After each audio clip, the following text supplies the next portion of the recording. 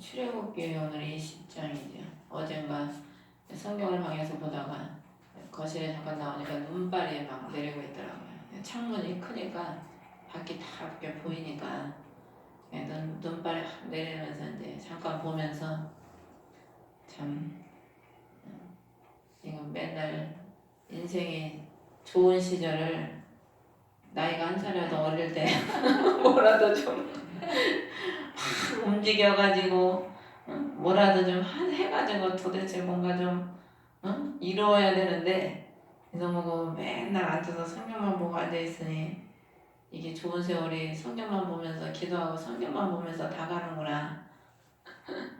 20대, 30대, 40대 고난만 직살하게 갔다가 이제 인생이 솔직히 이제 50대면은 좋은 시절이 이제 거의 다 간 거잖아요. 이제 할머니가 될 날이 뭐 할머니가 없어도 됐지만은 이제 60대면 이제 할머니 옛날 같으면 쪼그랑탱이 할머니예요. 솔직히 지금이야 이제 다들 잘 먹고 잘 사니까 나이가 먹어도 그렇게 나이가 먹은 티가 안 나지만은 이제 50이 여자 나이 50이 넘어가면 뭐 여자로서는 이제 뭐 다 살았다고 봐도 이제 과언이 아니죠. 그래서 좋은 세월은 다 갔다고 보면 되는 거야 한마디로. 좋은 세월을 다 보내버리고 이제 점점 쪼그러지고 점점 이제 볼품 없어지는 그런 이제 나이로 되어가는구나 그런 생각이 들더라고요. 근데 또 인간적으로는 그런 생각만 하면은 낙심이 되고 또 슬프지만은 사도 바울이 육신은 후패하는 날로 새롭다고 한 것처럼 육신적으로는 한게 없고 쪼그라드는 것 같고 해도 자, 우리 주님은 또 우리를 영적으로 세우시고 또 풍성하게 하시는 것을 또 우리 느끼는 것을 이렇게 느끼면서 또 감사할 수 있게 되고 또 세월이 가는 것이 또 세상 사람들은 죽기 싫어서 어떻게든지 젊어지고 젊게 살고 안 죽으려고 발버둥을 치잖아요. 근데 우리는 그게 아니고 세월이 가도 감사하고 늙어도 감사하고 이래나 저래나 다 감사하죠. 성경에 아브라함과 이삭과 야곱을 보면은 하나님이 젊어서 그냥 뭘 막 해주면 얼마나 좋겠습니까? 아브라함도 100세가 돼서 다 늙어가니까 하나님이 아들을 주시고 야곱도 젊은 시절에 어떻게 보냈어요? 그 부인을 얻고자 20년이 넘는 세월을 그 라반의 삼촌 집에 가가지고 종살이만 했잖아요. 섬기는 삶만 살았죠. 우리 하나님은 그 섬기는 삶을 통해서 하나님의 세상 나라는 섬김을 받는 나라지만 하나님의 나라는 섬김의 나라거든요. 그래서 우리 주님도 이 땅에 오셔서 섬기시고 지금도 하나님 우편에서 우리를 위해서 중보기도 하시면서 지금도 섬기고 계시는 겁니다. 어떻게 보면 지금도 늘 불철주야로 불꽃 같은 눈동자로 우리를 살피고 계시잖아요. 우리를 낮의 해가 밤의 달이 상치 못하도록 그 물 가운데 불 가운데 우리 하나님 우리를 지키시기 위해서 늘 우리를 돌보시고 지키시고 섬기시고 계시는 거죠. 어떻게 보면 왕이시지만 그래도 지금까지 섬기고 계시는 거죠. 그러므로 우리가 하루하루를 그래서 감사함으로 육신적으로 보면 행복한 게 아무것도 없지만은 주님으로 인해서 행복을 느끼고 또 누리고 살아가는 줄 믿습니다. 오늘 출애굽기 20장이 이제 여러분 영화 10개를 봤으면 또 아시겠지만은 뭐 진짜 하나님이 뭐 말씀은 불로 그냥 그렇게 돌에다 새기셨는지 어쩌는지는 모르지만 하나님이 이스라엘 백성들을 야곱의 그 자녀들을 통해서 민족을 이루시고 그 민족에게 10가지 명령을 이제 처음 주시는 거죠. 우리가 잘 아시다시피 10계명이지 않습니까? 오늘 이게 10가지 명령을 하나님이 주신 이유는 제가 이렇게 보면서 하나님은 우리에게 왜 명령을 주실까? 왜 명령을 주시겠어요? 이게 뭐냐면 우리의 행복을 위해서 하나님은 우리에게 명령을 주시는 가장 큰 목적이 우리의 행복을 위해서 우리의 행복을 위해서 이 땅에서도 하나님께서는 우리가 안식과 행복 가운데 살다가 또 우리가 죽어서 저 지옥 가서 영원히 안식을 못 누리잖아요. 지옥에 가면. 근데 우리 하나님은 주의 말씀을 사랑하고 지키고 살아가는 자들에게 영원한 안식을 약속하시거든요. 그래서 우리 하나님은 우리에게 명령을 주시는 이유는 우리를 사랑하시고 우리에게 참 행복과 참 안식을 주시기 위해서 하나님께서는 우리에게 말씀을 하시는 거죠. 우리가 자식들에게 잔소리를 하고 가르치고 권면하는 그 이유가 뭡니까? 자식들의 행복을 위해서 이렇게 하는 거거든요. 자식들이 고생 안 하고 잘 되는 걸 바라는 부모의 마음으로 자식들을 권면하고 잔소리하고 하는 거 아닙니까? 그래서 우리 하나님도 우리에게 명령을 주시고 말씀을 주시는 이유는 우리의 행복을 위해서. 그래서 너희는 행복자라. 신명기에 모세가 그러지 않습니까? 너희처럼 하나님 말씀을 듣는 백성이 어디에 있느냐? 우리가 참 이렇게 하나님 말씀을 우리가 이렇게 듣고 말할 수 있다는 게 가장 큰 행복입니다. 세상 사람들은 이 생명의 말씀을 안 들으려고 그러잖아요. 이 생명의 말씀이 예수 그리스도신데 이걸 안 들으려고 그러고 안 먹으려고 하니까 영생을 못 누리는 겁니다. 그런데 우리는 이 생명의 말씀인 하나님의 말씀 그리스도를 먹고 마심으로 우리가 누리고 이 땅에 살아가면서 생명을 우리가 누리고 살아가는 거지요. 이 땅에서도 생명을 누리고 살다가 저 천국에 가서 또 영원한 생명을 우리가 누리게 되는 겁니다. 그래서 우리 하나님은 10가지 계명을 주셨는데 우리가 잘 아시다시피 1계명부터 4계명까지는 하나님과의 나와의 관계고 5계명은 부모와 나의 관계, 또 6계명부터 10계명까지는 이웃과 이웃의 관계. 우리가 사람의 관계를 이렇게 살펴보면은 신앙생활을 안 하는 사람들은 딱 2가지잖아요. 가족의 관계, 또 남의 관계. 근데 우리 믿는 사람들은 하나님과의 관계와 가족의 관계, 그리고 또 안 믿는 사람의 관계. 관계가 크게 3가지로 분류할 수 있겠더라고요. 그러니까 안 믿는 사람들은 사람과의 관계만 중요시 여기고 살지요. 근데 우리는 하나님을 믿는 우리는 하나님 사람과의 관계도 중요하지만은 그보다 먼저 하나님과의 관계가 더 우리에게 중요하기 때문에 늘 하나님을 바라보고 신본주의의 삶을 우리가 살아가게 되는 겁니다. 그래서 2절에 보면은 나는 너를 이집트 땅 속박의 집에서 데리고 나온 주 내 하나님이니라. 이집트에서 종으로 속박의 삶을 살았잖아요. 우리가 예수 그리스도를 믿기 전에는 죄의 종으로서 죄에 매여서 속박의 삶을 살았거든요. 근데 하나님은 그 속박의 사단의 집에서 우리를 데리고 나오셔서 예수 그리스도를 통해서 우리를 해방시켜 주신 분이시죠. 그래서 3절에 너는 내 앞에 다른 신들을 두지 말라. 앞에 다른 신을 두지 말라는 거예요. 앞에다 다른 신을 두면 어떻게 됩니까? 그 신을 두게 되면은요, 차지를 보면 형상을 만들지 말라고 그랬죠. 우리가 다른 걸 두면 형상을 만들게 돼 있어요. 그 다음에 5절에 보면 절하지 말라고 그랬죠. 섬기지 말라. 형상을 만들면 거기다 절을 하게 돼 있고 그걸 섬기게 돼 있지요. 사람이 무엇이든지 우상을 뭐 하나 딱 자기가 돈에 대해서 우상이 되면은 그걸 돈을 자기 앞에 늘 두는 거야. 그리고 그 돈이 우상이 돼가지고 돈을 섬기고 돈의 마몬신에다 절을 하게 되는 거죠. 하나님이 마태복음에 돈과 하나님과 돈을 겸해서 섬기지 못한다. 돈을 신으로 예수님께서 비유를 하셨거든. 오늘날의 사람들이 돈을 얼마나 신처럼 숭배하고 삽니까? 하나님보다 돈이 더 중요한 시대가 되어버렸어요 지금. 그러니까 우리가 무엇을 내 앞에 두느냐에 따라서 거기에 형상을 만들고 그걸 섬기고 절하고 그걸 따라가게 되죠. 근데 우리는 우리 앞에 누구를 둬야 됩니까? 우리는 늘 우리 앞에 예수 그리스도가 우리 앞에 계셔서 우리는 그분을 따라가는 삶을 살아야 될 줄 믿습니다. 계시록 24장에 예수 그리스도께서 어디로 데리고 가시든지 따라가는 자가 바로 그날의 마지막 날에 예수 그리스도와 함께 시온산에 서는 그 영광을 누릴 수가 있게 되거든요. 근데 우리 하나님은 이 땅의 모든 것들은 다 하나님의 창조물이잖아요. 창조물. 모든 보이는 형상들은 다 하나님의 창조물이에요. 창조물. 그렇기 때문에 우리가 섬겨야 될 대상이 아니고 우리가 보살펴야 될 대상인 거죠. 관리할 대상인 겁니다. 그래서 우리가 이 눈에 보이는 모든 것들은 다 하나님의 창조물이기 때문에 우리가 그것을 숭배해야 될 대상이 아니고 관리해야 될 대상. 우리가 물질도 그렇고 사람도 그렇고 눈에 보이는 것들은 다 하나님이 우리한테 그냥 청지기로 관리하라고 준 겁니다. 그러니까 우리가 살아있는 동안에 하나님께서 맡겨주신 것을 우리가 잘 관리하다가 주님이 오라 그러면 주님의 나라 가면 되는 거죠. 늘 우리는 주 하나님을 섬기고 그분을 사랑하고 6절에 보면 나를 사랑하고 내 명령들을 지키는 수천의 사람들에게는 긍휼을 베푸느니라. 시온산에 14만 4천이 서 있잖아요. 수만이 아니라 수천이라고 여기는 돼 있는데 수천은 지극히 작은 숫자입니다.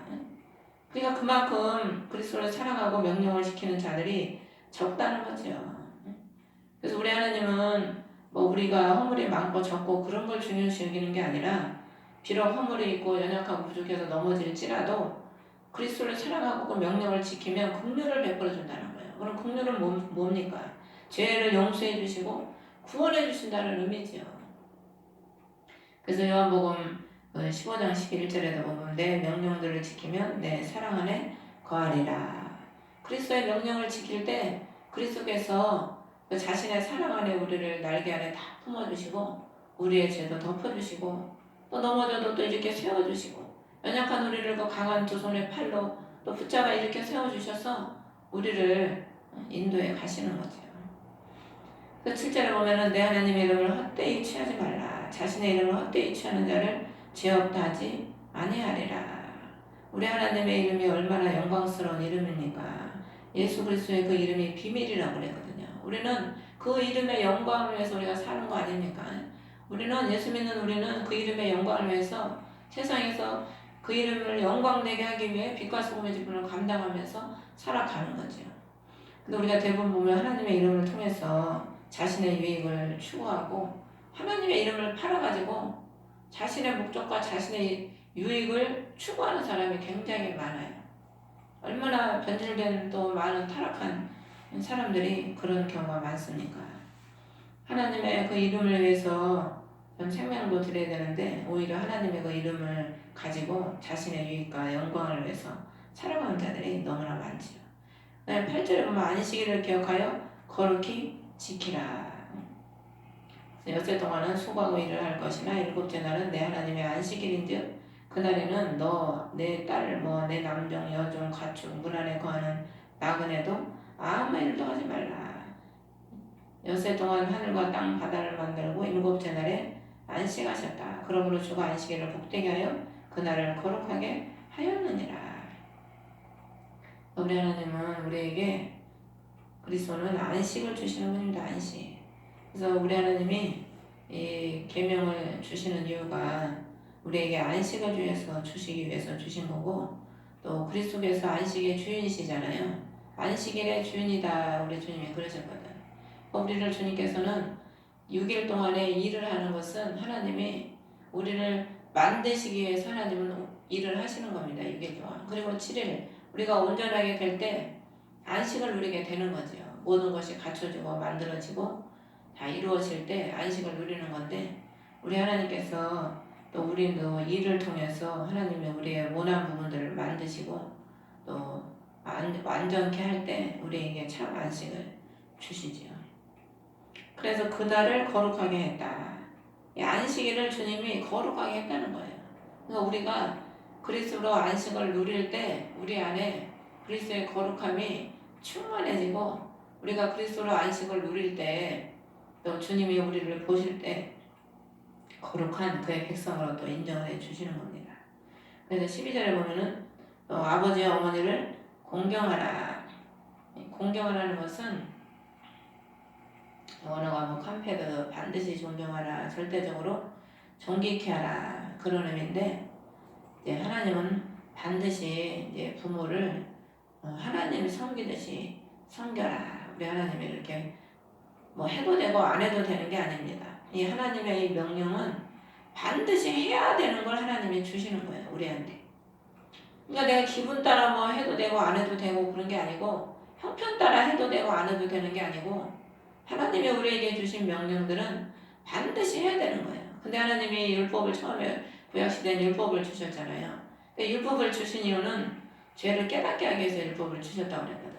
그러니까 죄를 깨닫게 하고 그 죄를 우리가 우리 힘으로 이길 수 없다는 것을 알게 하기 위해서 하나님께서 율법을 주신 거죠. 그래서 예수 그리스도께서 율법을 완성하러 왔다. 그래서 예수 그리스도를 통해서 그 율법을 주님이 완성하신 거죠. 그래서 에베소서에도 보면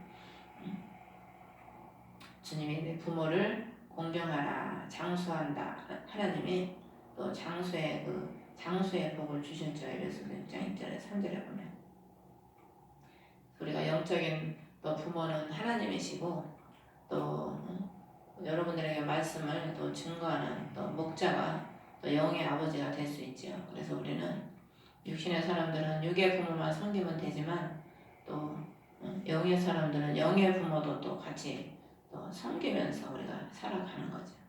그래서 그 사람을 통해서 내가 또 이 부모는 아버지는 나의 근원이잖아요. 근원. 그리고 어머니는 나를 낳아주고 길러주신 거, 그 수고가 있거든요.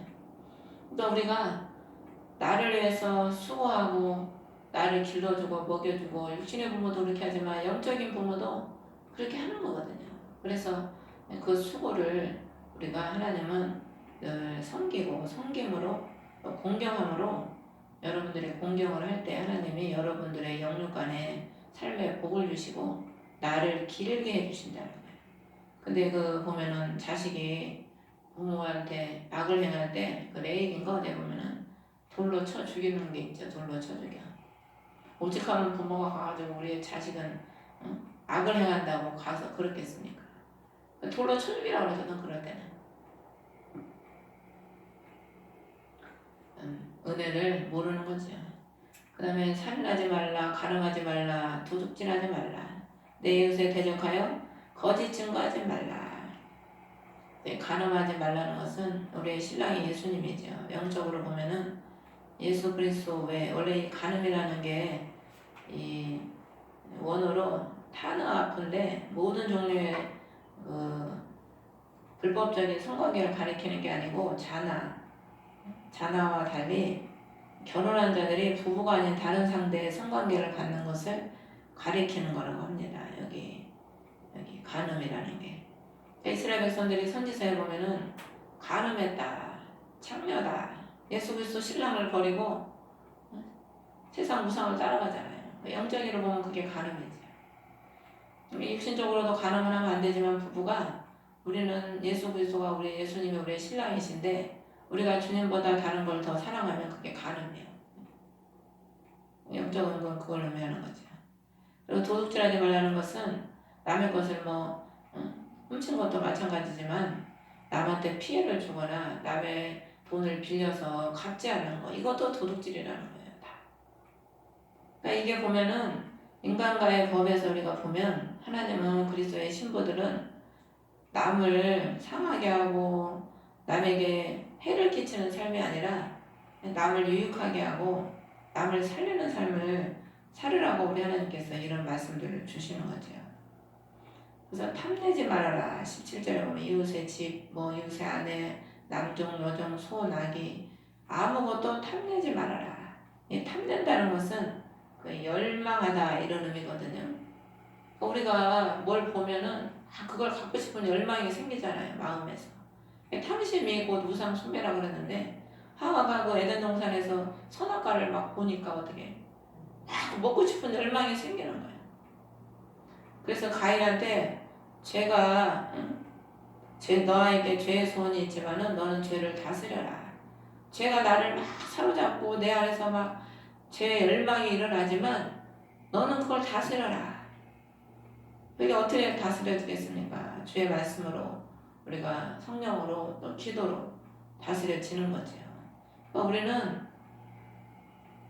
세상 것을 추구하다 보면 탐내는 마음이 생길 수밖에 없어요. 근데 우리가 예수 그리스도로 만족을 하면 그 탐심이 안 들지요. 마음에서 갖고 싶다거나 그런 마음이 없지요. 예수 그리스도로 그냥 만족을 누리고 그분으로 기뻐하는 삶을 살면 아무리 좋은 걸 봐도 열망이 안 생겨요. 별로. 그런가 보다 그러지 그냥 저런 것도 하나 있었으면 좋겠다는 생각만 잠깐 들 뿐이지 갖고 싶은 그런 마음이 안 드는 거죠. 갖고 싶은 마음이 들어봐요. 홈쇼핑 보면서 여자들 노상 그거 주문해서 그냥 노상 그거 집에서 싸놓잖아요. 그 신박한 정리 그거 참 재밌더라고요. 그거 보면은 집집마다 뭔 놈의 짐은 그렇게 많은지 옷도 그렇게 많고 아주 방방이 아주 짐들이 쌓여서 쌓여. 사람 사는 집이 아니고 짐이 사는 집이야 다. 따지고 보면은요 다 필요 없어. 어떻게 보면 저도 우리 집에 짐 보면은 뭔 짐이 이렇게 많냐지. 많은 것도 아닌데 사는데 뭔 게 이렇게 많이 필요한가. 가끔가다 그런 생각이 들어요. 따지고 보면 그렇게 필요한 게 아닌데 다 탐심이야, 탐심. 다 만족, 자기 만족. 만족을 위해서 채워놓고 또 채워놓고 갖다 놓고 그러는 거죠. 그게 다 어떻게 보면 탐심인 겁니다. 탐심. 우리가 예수 그리스도 한 번으로 만족을 누리면 이 땅에서 뭐 있어도 그만 없어도 그만인 거죠. 그래서 보면 이제 십계명을 주신 다음에 18절부터 보면은 온 백성이 천둥과 번개와 나팔 소리와 연기나는 산을 보았다. 그것을 볼 때 이동하여 멀리 섰다. 이 천둥과 번개와 나팔 소리 연기나는 산 계시록에 보면은 하나님의 하늘이 열리니까 하나님의 그 나라에 천둥 번개 이게 요한이 봤거든요. 심판의 도구야, 심판의 도구. 하나님이 십계명을 주시고 하나님의 그 두려움을 백성들에게 보게 하시는 거죠. 그러니까 이들은 하나님의 그 두려움을 보니까 하나님 앞에 멀리 떨어지는 거예요. 그러면서 19절에 부디 하나님께서 우리에게 말씀하지 말게 하소서. 우리가 죽을까 염려하나이다. 우리가 들으리이다. 당신의 말을. 우리가 예수 그리스도의 말씀을 들어야지 안 들으면 죽는 거예요. 죽을까 하나이다가 아니고 죽게 되는 거죠. 뱀이 그 먹으라고 하니까 어떻게 하나님은 반드시 죽는다고 그랬는데 죽을까 하나 한다. 이와가 하와가 그러죠. 근데 예수 그리스도께서 죽으심으로 우리가 죽어야 되는데 그리스도께서 죽으심으로 우리가 하나님과의 교통이 이루어지고 우리가 그리스도께서 우리에게 말씀하심으로 우리가 죽음에서 생명으로 옮겨진 거지요. 그래서 20절에 두려워하지 말아라. 너희를 시험하려고 하나님께서 임하셨나니. 시험하신다는 건 뭡니까? 출애굽기 14장부터 5장에 보면은 마사에서도 시험하시고 만나를 통해서도 시험하시고 하나님이 아브라함을 시험하시잖아요. 하나님이 그 말씀을 지키나 안 지키나 하나님은 그걸 시험하신다는 거예요. 그걸 보신다는 거죠. 마태복음 4장에 보면 예수님을 시험을 받으려고 광야에 나가시잖아요. 하나님은 그래서 우리를 시험하셔서 하나님 말씀을 지킬 때 생명을 주시고 지키지 않으면 멸망으로 가는 거죠. 그래서 얼굴 앞에 두사 너희가 죄를 짓지 않게 하려 하심이라. 우리가 하나님은 그 두려움을 통해서 우리가 죄가 얼마나 무서운지 죄를 짓지 않고 구원을 얻도록 하나님이 우리에게 그 자신의 두려움을 주시는 거죠. 그래서 예수님께서 눈이 죄를 지면 빼어내버리라. 팔이 죄를 지면 손을 죄를 지면 잘라버려라. 그만큼 죄가 무섭다는 거죠. 지옥에 가는 것보다 차라리 없는 게 낫다. 그만큼 죄가 우리에게는 두려운 것을 주님이 알게 해주시는 거죠.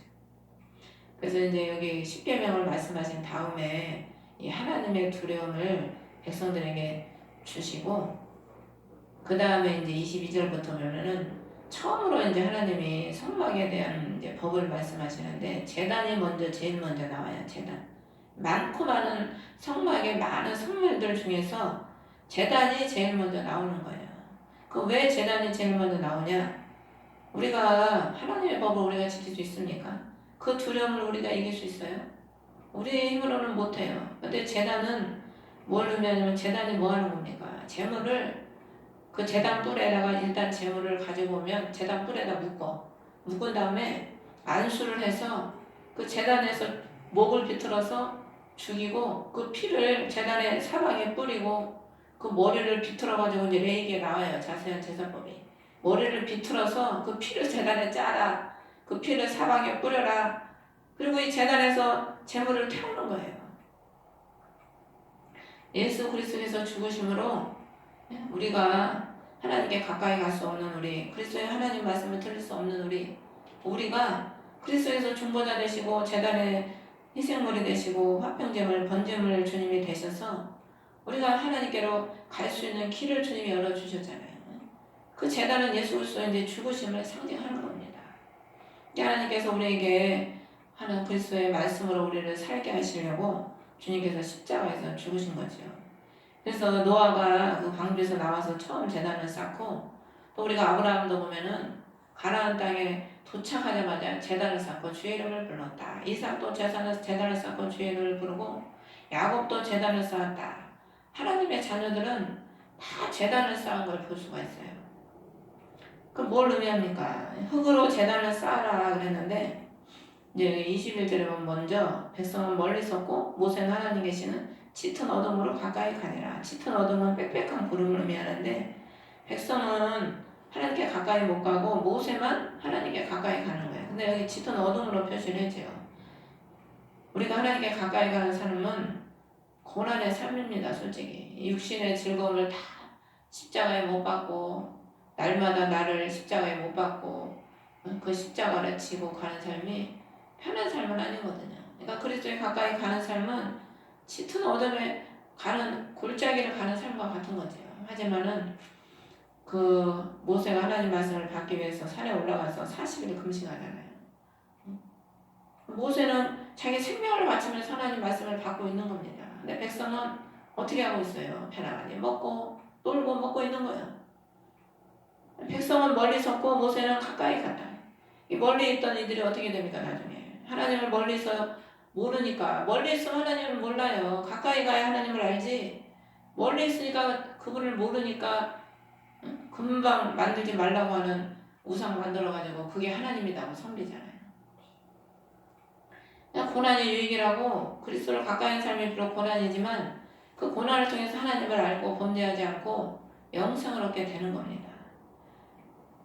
그래서 이렇게 두려움 앞에 제단을 제일 먼저 말씀하시면서 이 두려움은 심판을 면하는 법, 그것이 바로 제단의 법, 희생의 법, 그리스도가 죽으심으로 우리가 사는 그 비밀을 알게 하기 위해서 제일 먼저 제단이 나오는 겁니다. 여기 보면 하늘로부터 너에게 말한 것을 보았으니, 우리 하나님은 땅에 어떤 것도 하나님의 형상과 비교할 수가 없는 거죠. 하늘의 하나님이기 때문에. 23절에 보면 나를 비교해서 은으로 된 신을 만들지 말라는 거예요. 은은 뭡니까? 성결과 거룩을 의미하는데 하나님이 거룩하신 분이시잖아요.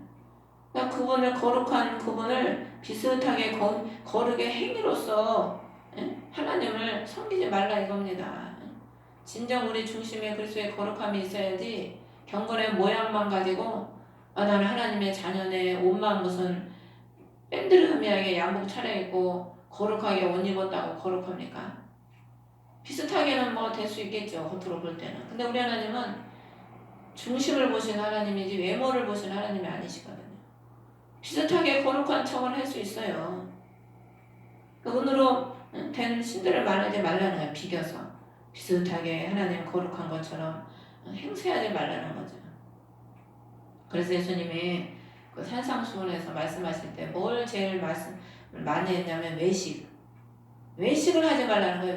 외식이 뭡니까? 서기관과 바리새인들이 얼마나 거룩한 척을 많이 했어요. 속은 더러운데 겉만 거룩한 척을 하는 거예요. 그게 외식이거든. 겉과 속이 다른 거. 주님은 그걸 제일 싫어하신대요. 그리고 너희를 왜 금으로 된 신들을 만들지 말아라. 존귀하게 자신의 목적과 그 탐심을 위해서 만들어 놓고 그것을 그냥 신처럼 떠받들지 말라는 거죠. 그러면서 흙으로 제단을 쌓으라는 거예요. 흙은 우리의 심령을 의미하는 겁니다. 그러니까 우리의 심령이 그리스도의 제단을 쌓고 우리의 심령이 주님 앞에 희생의 그 제단이 되고 그리스도의 우리 안에서 제물이 되셔서 우리의 심령이 그리스도께 제단을 쌓고 그리스도와 교통을 하고 화평이 이루어져야지 흙으로 제단을 쌓으라는 거예요. 그래서 거기에다 번제물과 화평물과 양과 소를 희생물로 그 위에 드리라. 우리의 번제물, 화평물, 양과 소가 바로 어린 양이신 예수 그리스도시지요. 그래서 내 이름을 기록한 모든 곳에서 내게 임하여 복을 주리라. 그리스도의 이름이 있는 모든 곳에 우리 하나님 복을 주신다는 거예요. 그래서 우리 안에 그리스도가 계시지 않습니까?